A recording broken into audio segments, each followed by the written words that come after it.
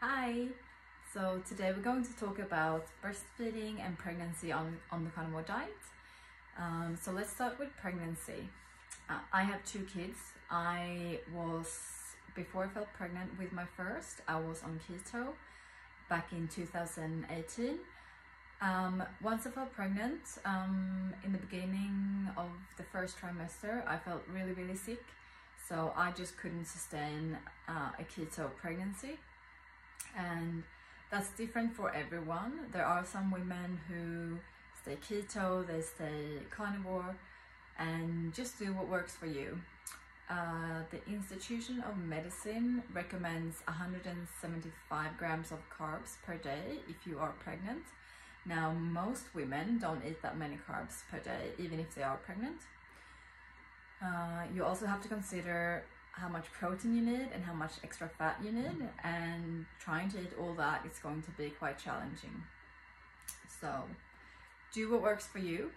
I would suggest a meat-heavy diet, so protein and fat from animal foods as much as you can. But in that first trimester, like, I was so sick and vomiting every day, like even water was disgusting. So I get it. Don't stress, your body is relying a lot on the nutrients that you have stored. So if you've been eating a lot of animal foods prior to getting pregnant, that's perfect. And then as you enter your second trimester, it will hopefully get easier for you to eat a little bit more animal foods and, you know, other foods that maybe you haven't been able to eat. And again, I'm not a doctor, I'm a nutritionist. I will present you with information. You choose what you do. If you have any questions about your pregnancy or, you know, breastfeeding, you can talk to your doctor. You can ask me questions as well, but just know that there are no medical advice being given out by me. So I will also post down below a couple of women who's been carnivore throughout their whole pregnancies and then after they have delivered. So breastfeeding. So I was on keto, then I stopped being keto and just ate whatever I could, and then kind of between my first and my second son, I haven't been on a strict diet. Still eating a lot of animal products, but also lots of vegetables and fruits and a few other things. And now I'm more of stuck on a strict path towards carnivore. So breastfeeding. It's advised for breastfeeding moms to eat at least 50 grams of carbs a day. And that is to avoid being in ketosis.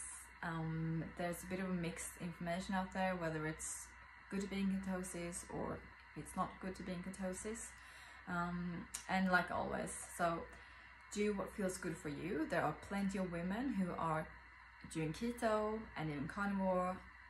I was going between keto and carnivore, breastfeeding my now 8-month-old baby, and I was producing plenty of milk for him, and I was also producing for my toddler. Now, I had a slow transition because I wasn't sure if it was safe to go on this carnivore diet and breastfeed. And when I said safe, I meant I wasn't sure if I was going to be able to produce enough milk, because everyone tells you that you need carbs to produce milk. And I have been on a very low carb diet, and I have also, after being on an animal based diet including fruit and honey, I stopped eating those foods because I felt like they weren't really doing that much for my milk. It was more kind of like just nice to eat something fresh.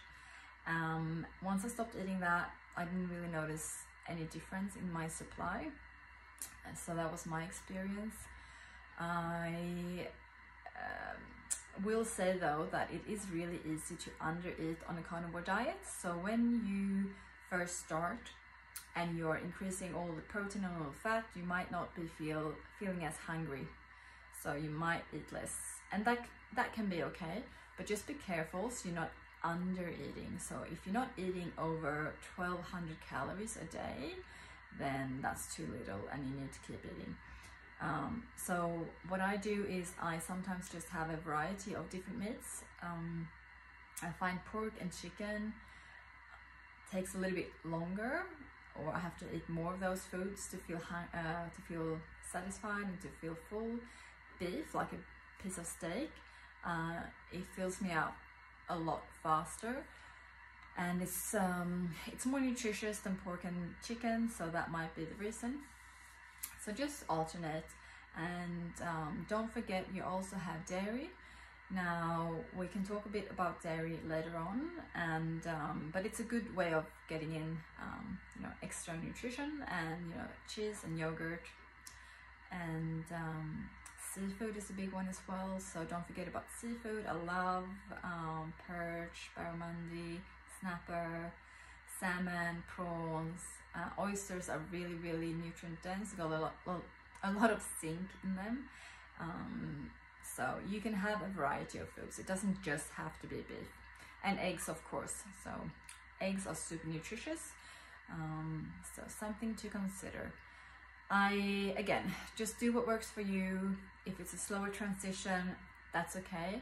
Depending on your metabolic background and you know how you have been eating and living in the past, just be mindful that when your body are releasing toxins and you're losing weight, so toxins can be stored in your fat tissue, in your adipose tissue, and once you start to lose weight, those toxins are actually getting out into your bloodstream, and things that are in your bloodstream goes into your milk. So because your milk is made from your blood, right? So just be careful.